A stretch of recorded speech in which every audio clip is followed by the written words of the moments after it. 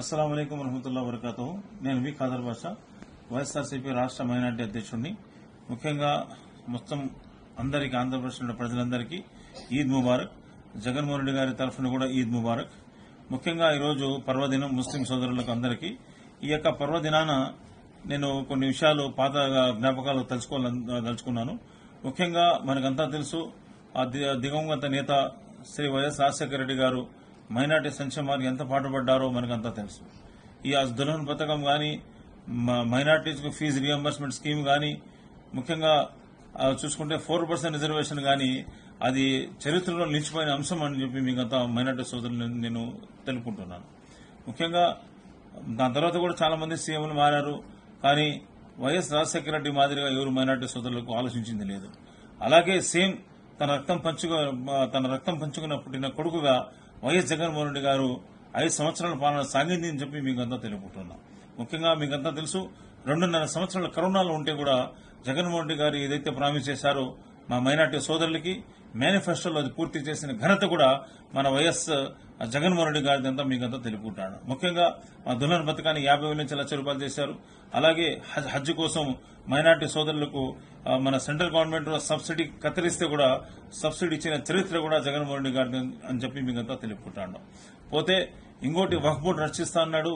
అలాగే నాట్లవాడిని చైర్మన్ చేశాడు.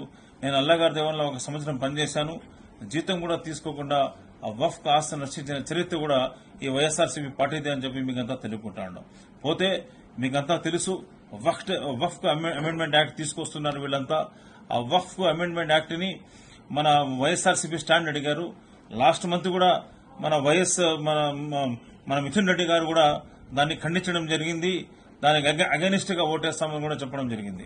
అలాగే మొన్న కూడా మా మిథున్ రెడ్డి గారు పార్లమెంట్ లో గట్టిగా చెప్పారు, మేము వక్ఫ్ యాక్ట్ కి వ్యతిరేకమని క్లియర్ గా చెప్పడం జరిగింది. కాబట్టి తెలుగుదేశం ప్రభుత్వానికి నేను ఒకే ప్రశ్న అడగదలుచుకున్నాను, నీ స్టాండ్ ఏమి?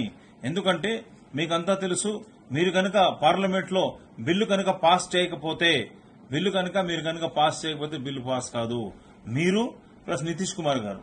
కాబట్టి తెలుగుదేశం ప్రభుత్వానికి, మన చంద్రబాబు నాయుడు గారికి ఒకే విషయం నేను కోరుకుంటున్నాను, మైనార్టీ సోదరులంతా మిమ్మల్ని నమ్మాలంటే మీరు మట్టుకు బిల్లు పాస్ చేయడానికి మద్దతు ఇవ్వకూడదు. మొన్న ఇఫ్తార్ పార్టీలు అంటున్నారు తెలుగుదేశం పార్టీ సెక్యులర్ పార్టీ అన్నారు. సరే, తెలుగుదేశం పార్టీ సెక్యులర్ పార్టీ అంటే ఈ మొత్తం మైనార్టీ సోదరులంతా వ్యతిరేకిస్తున్నారు వక్ఫ్ అమెండ్మెంట్ యాక్ట్ ని. కాబట్టి మీరు దీన్ని ఖండించవలసిందిగా నేను కోరుకుంటున్నాను. కాబట్టి మీరు అసెంబ్లీలో ఎట్లయితే మన చెన్నైలో కూడా అసెంబ్లీలో బిల్లు పెట్టి మన బిల్లు పాస్ చేసి పంపించడం జరిగింది అగైనిస్ట్ గా, అలాగే మీరు కూడా ఆంధ్రప్రదేశ్ అసెంబ్లీలో బిల్లు పాస్ చేసి ఈ బిల్లుకి వ్యతిరేకమని చెప్తే అప్పుడు మైనార్టీ సోదరులు నమ్ముతారని చెప్పి మీకు అంతా తెలుపుకుంటూ శుక్రియా, జజాకల్లా, అల్లా హాఫీజ్.